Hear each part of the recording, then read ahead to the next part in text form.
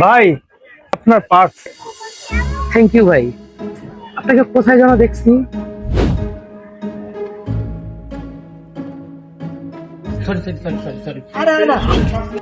ও ক্যাম্পাসে, রাইট?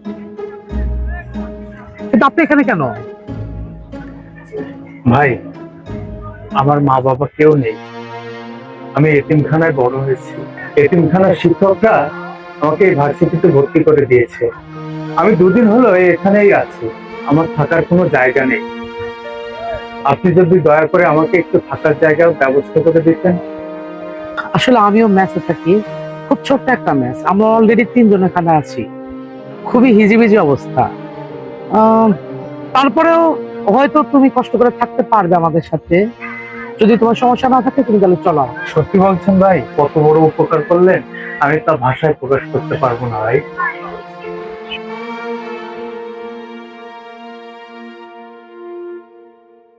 অনেক উপকার হলো ভাই। আর বিপদে একটু মানুষ মানুষের পাশে দাঁড়ায়। থ্যাংক ইউ ভাই। দোস্ত, কই তুই? হ্যাঁ বল। দোস্ত, আমি তো ঢাকায় আসছি। কখন আসলি? এই তো আসলাম। শোন, আমি এই এম্বাসি শেষ করে কালকে তোর বাসায় আসবো, ঠিক আছে? তুই তো আমার বাসা চিনিস। আমার ঠিক আছে।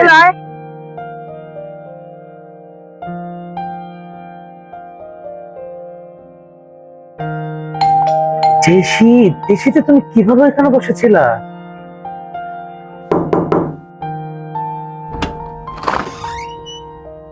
আসো, এখানে জুতাটা রাখো। কি রে, তোর এতক্ষণ লাগে দরজা খুলতে? আরে একটু ফোনে কথা বলছিলাম। আর এটা কে?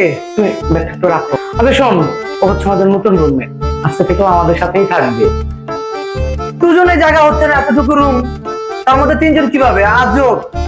আচ্ছা, তোদের যা ইচ্ছে কর, তোদের যেটা ভালো মনে হয়। তুমি কিছু মনে করো না, ও একটু এরকমই, কিন্তু ভিতর মনটা খুবই ভালো। তুমি ব্যাগটা দেখে আসো।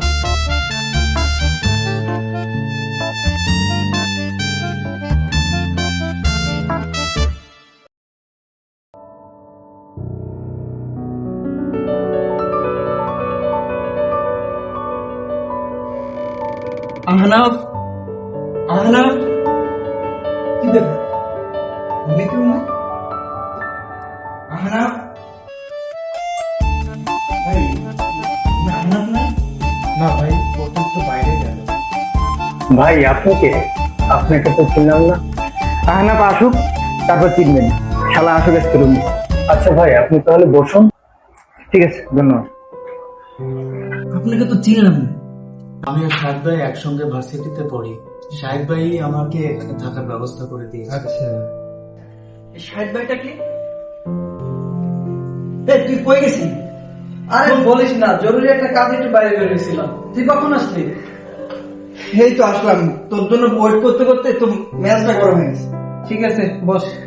বাইরে যাওয়ার ব্যাপারে কি শুনতেছি? শুধু বাইরে যাচ্ছিস, কবে যাচ্ছিস বল? যাবো, এই তো। তোর কি অবস্থা? আমার তো এই যাচ্ছে দিনকাল, আলহামদুলিল্লাহ।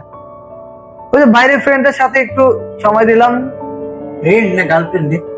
আরে কি যে কস, গার্লফ্রেন্ড নাই রে আমার। আমার কোনো গার্লফ্রেন্ড নাই, তোর আমি সিঙ্গেল। গার্লফ্রেন্ড না, এটা হইল? না রে দোস্ত, সিরিয়াসলি আমার কোনো গার্লফ্রেন্ড নাই। শোন, এবারে আমেরিকায় যাবো, বুঝছিস? আমি আসলে কি বলবো তোর কথা, আমি আজ থেকে 10 বছর যাবো শুনতেছি তুই বাইরে যাচ্ছিস। তুই বাইরে যাওয়ার কথা বলে এই পর্যন্ত 3-4 বার আমার বাসায় এসে ঘুরে গেছিস। ধর বেটা, তুই জানোস আমেরিকায় যাইতে গেলে 10 বছর লাগে, ভিসা প্রসেস করতে লাগে 2 বছর। বেটা কেবল 10 বছর? সেটা আমি জানি, আমিও চাই তুই বাইরে যা, খুব শীঘ্রই যা, যাতে আমার এই বাসায় যাতে তোর আর খুব বেশি আশা না লাগে, আমি তোর বাসায় গিয়ে বেড়াই। রে, তোর বাসায় কি আমি বেশি হয়ে গেলাম না? দোস্ত, এই তোদের রুমের ওই নতুন ছেলেটা না, কেমন জানি বলো টাইপের, বুঝছিস? আরে বাদ দে না, ওরে গতকালকে নিয়ে আসছে, ও আমাদের সাথে পড়াশোনা করে। এই আনা, আমার নোটটা পাচ্ছি না। নোটটা কোথায় রে? এই একটু বস, একটু ডাকতেছে, দেখি।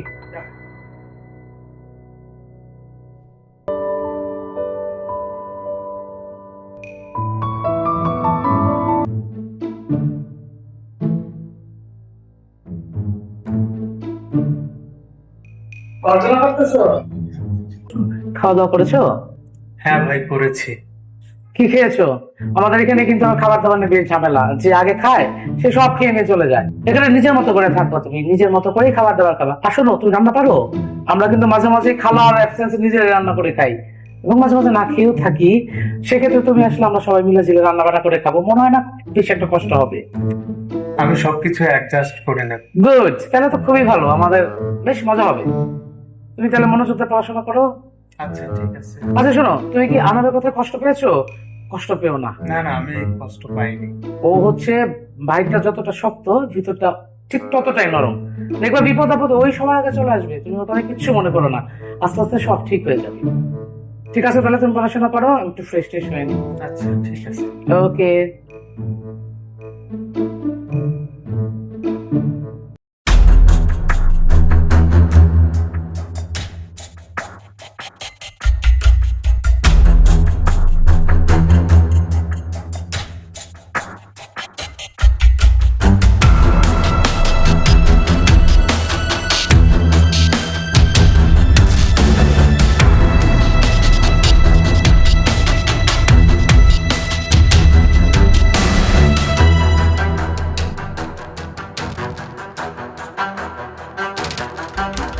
আমার টাকা?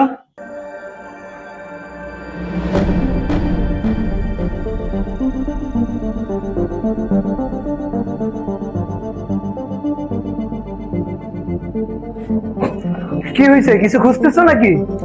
ভাই আমার টাকাগুলো পাচ্ছি না। আমার টাকা? অল্প কিছু টাকা ছিল ফর্ম ফিল আপ করার জন্য, সে টাকাগুলো এখানে রেখেছিলাম, খুঁজে পাচ্ছি না। কি বলো? আচ্ছা টেনশন করো না, ফর্ম ফিল আপের টাকা ওটা আমি ম্যানেজ করতেছি, দেখতেছি। তুমি এটা নিয়ে এখন তারা নিও না, তুমি পড়াশোনা করো, আসো।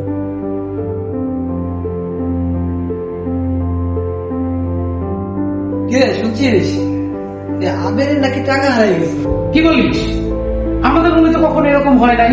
আচ্ছা, ওর যেহেতু আগামীকাল থেকে ফর্ম ফিল আপের লাস্ট ডে, আমার কাছে কিছু টাকা আছে, এই টাকাগুলো রাখ। আচ্ছা টাকা লাগবে না, রাখ, আমি ম্যানেজ করতেছি।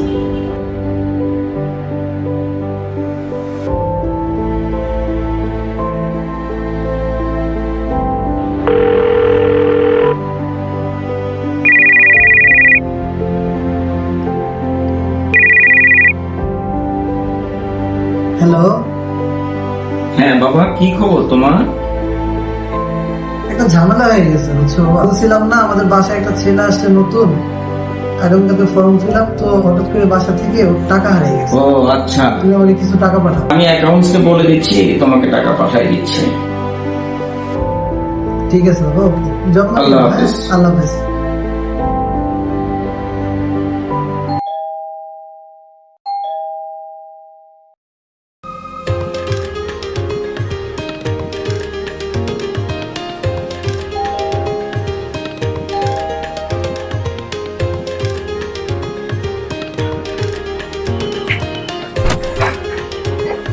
কিরে, কই ছিলি তুই? আরে তোর টাকা আজকে মারতে গেলাম দোস্ত। আমার টাকা মানে? আরে বালিশের নিচে তোর টাকা ছিল না, সেই টাকাতে দোস্ত হিউজ চিল করতেছে।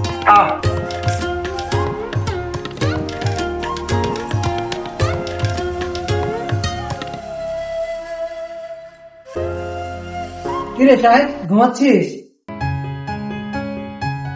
আরে চোখটা লাগে গেছে, বল। আমাদের এই মাসের হিসাবটা করছিস বাজারে? হ্যাঁ করছি। আচ্ছা ওই ব্যাপারটা কি করলি তাইলে? ওই ব্যাপারটা বন্ধু, আমি না ফর্ম ফিল আপটা করতে পারছি। আচ্ছা তোরা যে আমার কত বড় উপকার করলি, তোরা যদি ওই টাকাটা না দিতিস, আমি আজকে পরীক্ষার ফর্ম ফিল আপটা করতে পারতাম না। আরে! তোদের এই ঋণ আমি কোনোদিনও কি যে শোধ করতে বলে? পারবো না। কথায় আছে, বিপদের বন্ধুই প্রকৃত বন্ধু। যখন আপনার সময় খারাপ যাবে, তখন যারা আপনার হাত শক্ত করে ধরে রাখবে, তারাই আপনার আসল সম্পদ।